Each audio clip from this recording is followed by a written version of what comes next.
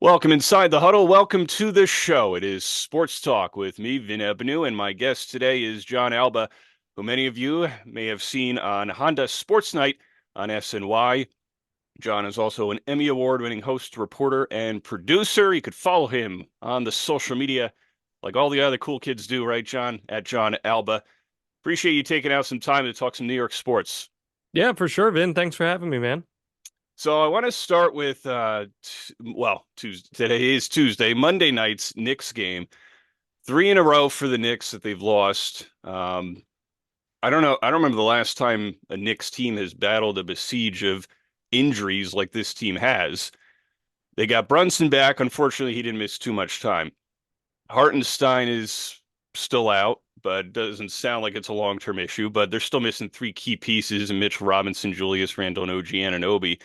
And even despite the pickups of Bogdanovich and getting Alec Burks back, they're still hurting. And trying to find ways to pick up ground here. So just first on that, what were your thoughts on the way that Rockets game ended last night? Knicks down by 14 at the break, fought all the way back, and then the call that was made that the referees sounded like they later admitted that shouldn't have happened. Those types of situations are going to happen over the course of a season. And very seldom am I, blame the refs, because I think there's a lot of people who tend to pivot towards that whenever something inconvenient happens to their team. I think there is a case to be made where you could say, oh, they might have lost that game because of officiating, but listen, you play all these games for a reason, right? And it's not like the Knicks are going to be a fringe playoff team this year. They're going to be firmly in the playoffs. They're going to get there. I don't see one loss like this ultimately affecting them in the long run all that much. The much larger concern is the health of this team, and getting to the All-Star break is so critical because man, do they need a rest like there is no tomorrow. It's a shame because if this team is healthy, they are one of the three best teams in the Eastern Conference. There's really no disputing that, but we have to see them all out on the floor together. And I like that they had Anunoby get the procedure done. So you're doing everything you can to just get him healthy when it matters, when the games start to matter come postseason time. Get him a little rest on his legs too in the process while you're at it.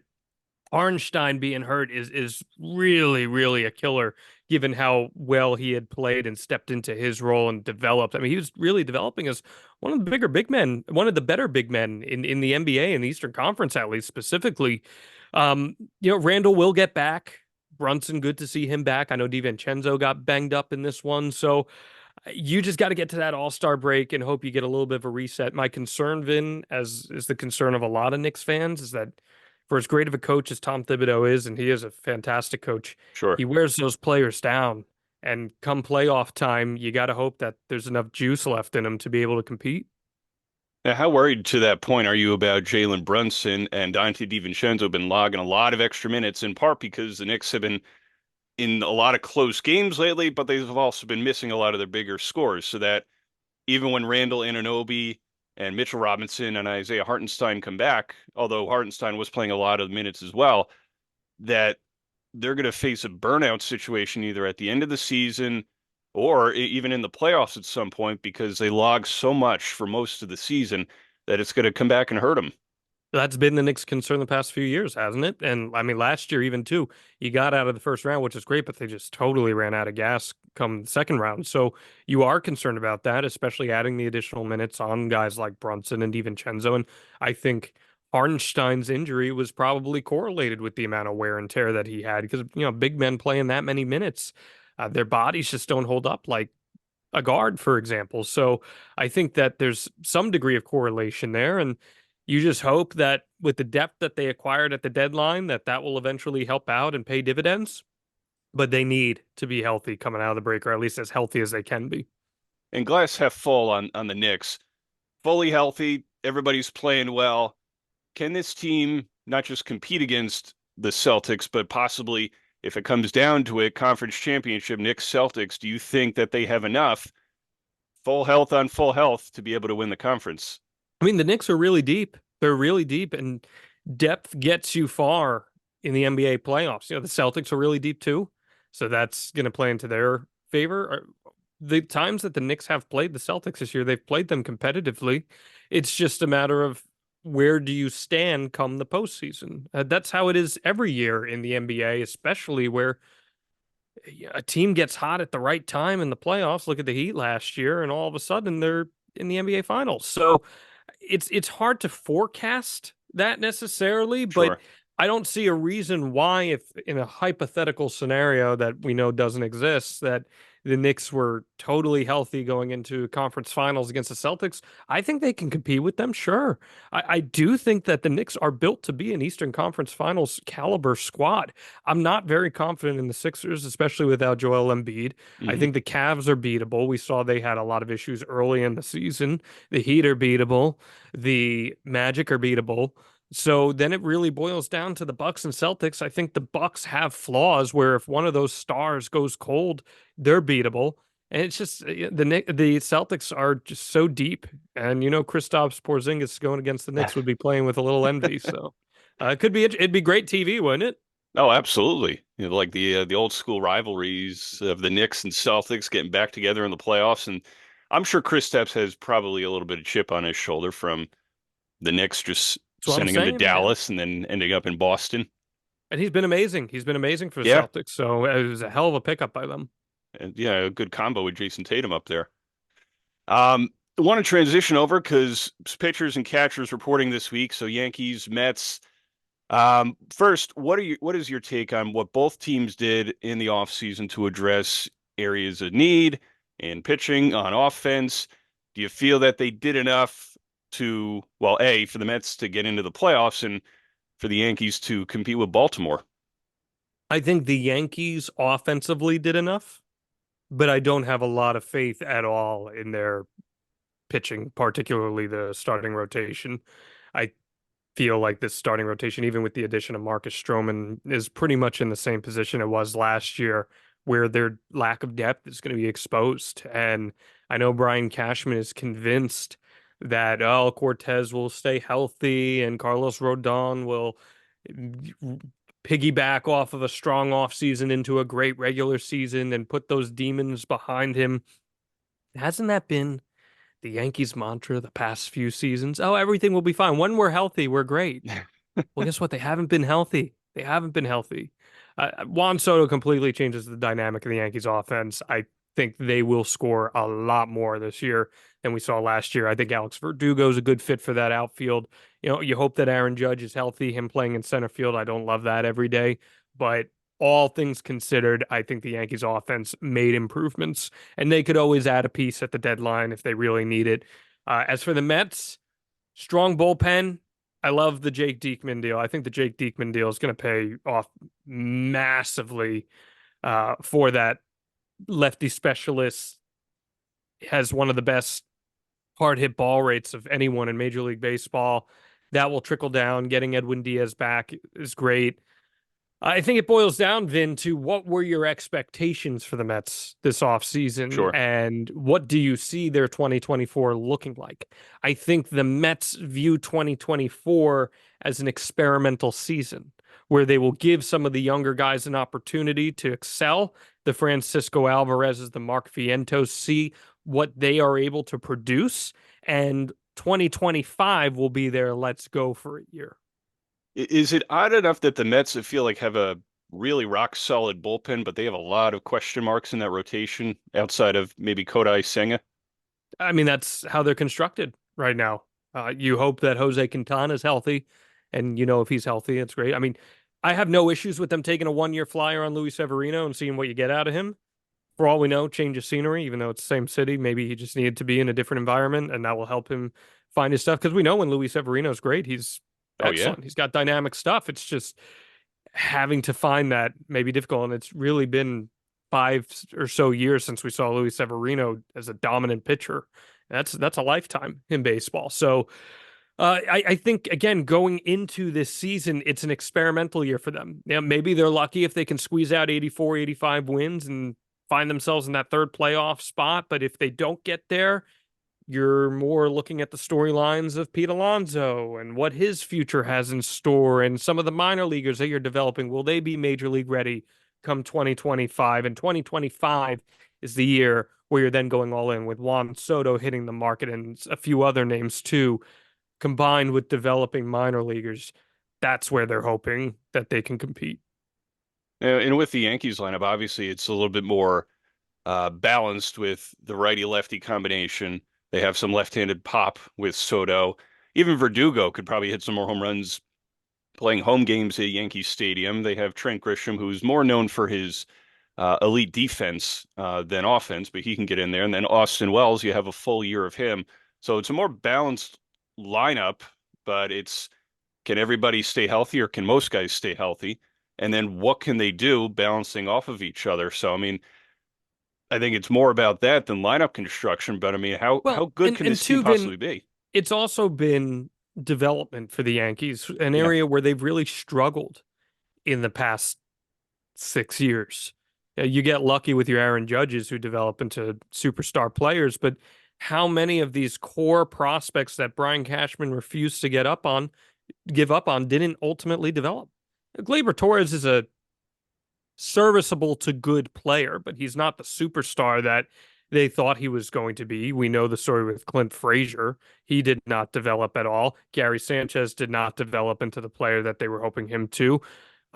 Miguel Andujar did not develop into the player. Remember how long they held on to Andujar, hoping that he'd be a stud third baseman in the future? Didn't Yeah. happen, and then you got no return on him. So that's where I target my focus on with the Yankees. And are you properly developing these people? Is Peraza going to develop into the guy that the Yankees have claimed he's going to? Is Volpe's bat going to come around? Because sure, he's a great defender, but you're not getting by with someone hitting 219 as your starting shortstop. It's just not sustainable. And then guys like Austin Wells, who look good for the most part, but I feel like Everson Pereira came up last year, had a lot of promise, and then he fell into like this long swoon toward the end of the season where he was having trouble getting hits.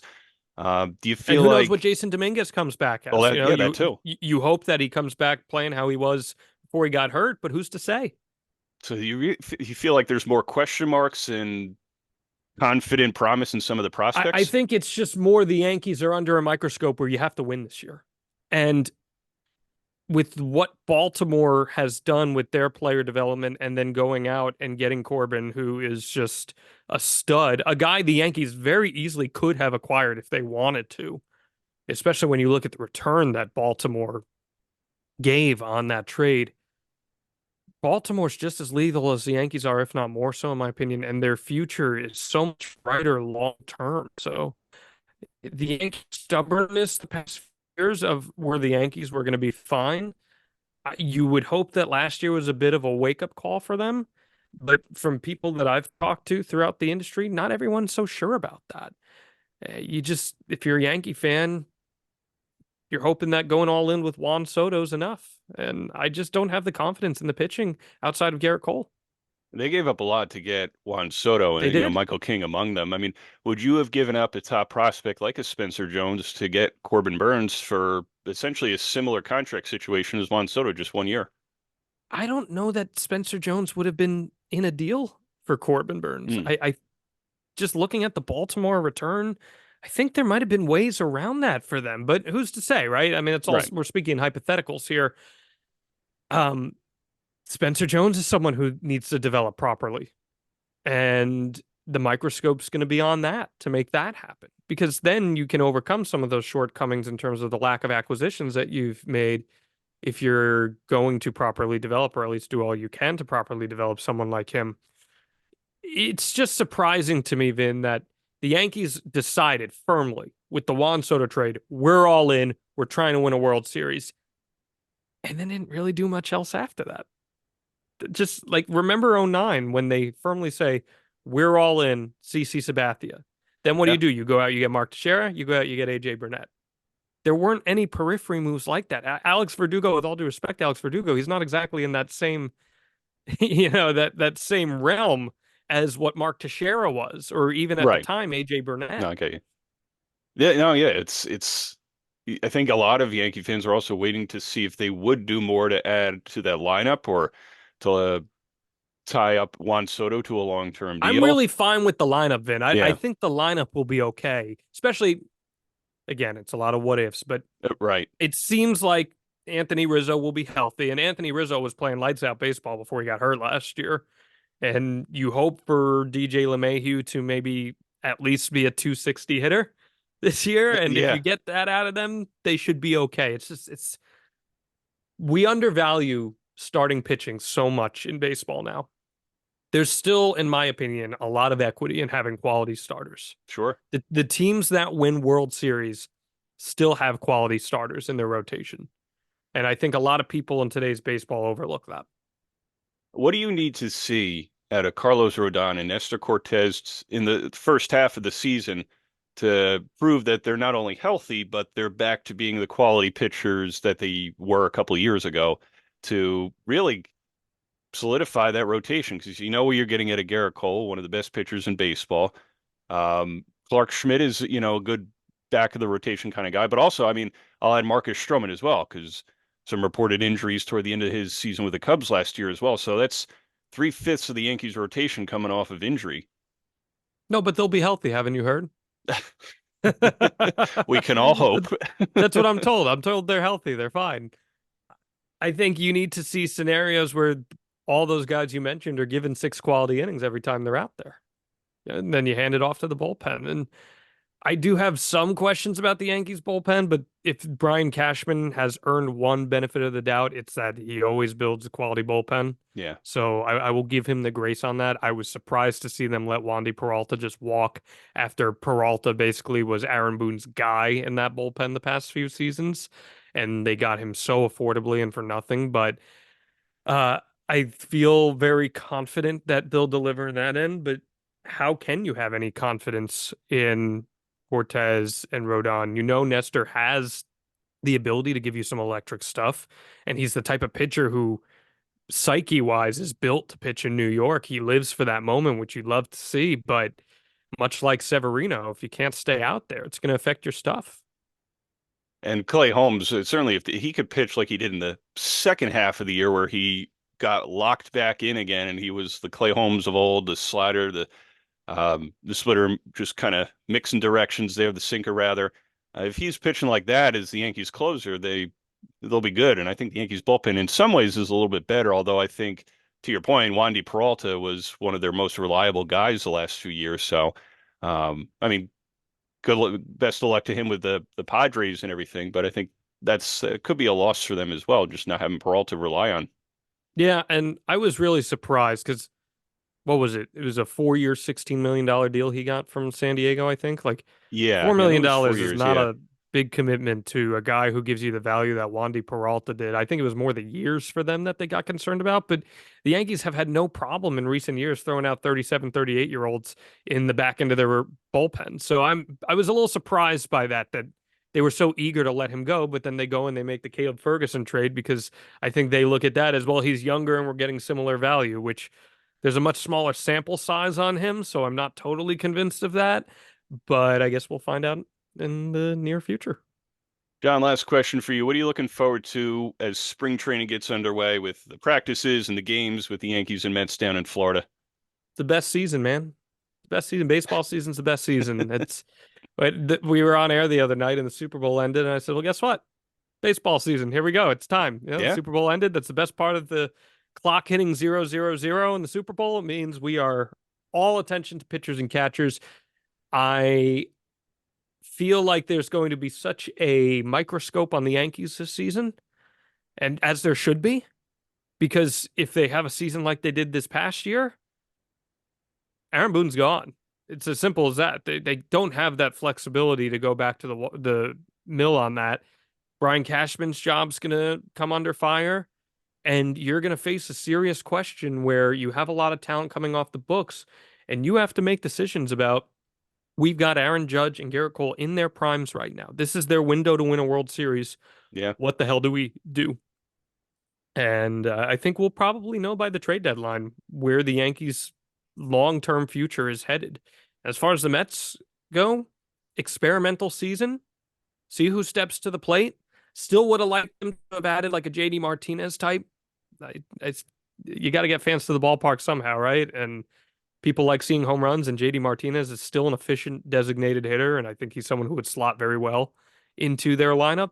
But all things considered, who steps up to the plate as a young gun? Does Francisco Lindor take that next step and prove that he's a superstar player in New York City? And what's the long-term future of Pete Alonso? A lot Yeah, of great storylines surrounding both of these teams. should be very interesting. Hopefully, the Yankees and Mets are at a point by the deadline where they could just add on a couple pieces and be good to go. But certainly, Hopefully those Subway they Series need to be games are healthy. meaningful. That's all you hope for, right? Yeah. Oh yeah, yeah. Pack the ballparks, let everybody have some fun, and it'd be a long season, but hopefully a good one for both New York You just teams. I hope mean, they're look, getting meaningful games that they're playing against right. each other. Yeah. Hey, if they're gonna have a season like the Rangers and Knicks are right now, I think it'll be a fun year for New York sports. I would say so, and I don't even want to think about football season. So yeah. We got some time. Okay. We we got well, yeah, I know the combine's coming up and then you got the draft and everything, so we got a little bit of time I to just don't want to have to utter the name Aaron Rodgers for another 6 months. Okay. be a little bit of time, right? John, appreciate you coming on the show and talking some New York sports. Look forward to catching up again soon. Thanks so much, Vin. Appreciate it. That is Jon Alba. You can catch him on Honda Sportsnet on SNY and follow him on social media at Jon Alba. For Sports Talk, I am Vin Ebenau. We'll talk to you soon.